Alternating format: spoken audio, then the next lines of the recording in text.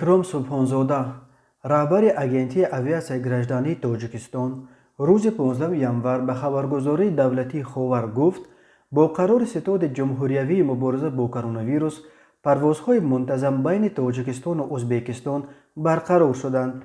اکرامزاده گفت طبق قرار قبول نموده ستاد جمهوریوی پروازهای میان پایتخت‌های دو مملکت هفته یک مرتبه از جانب شرکت ملی هواپیمایی ازبکستان هوایولری و شرکت هواپیمایی جمهوری تاجیکستان سامان ایر انجام داده می شود. طبق قرار مذکور هر هفته روزهای چهارشنبه از جانب شرکت ملی هواپیمایی ازبکستان هوایولری و روزهای جمعه پرواز شرکت هواپیمایی تاجیکستان سامان ایر انجام داده می شود.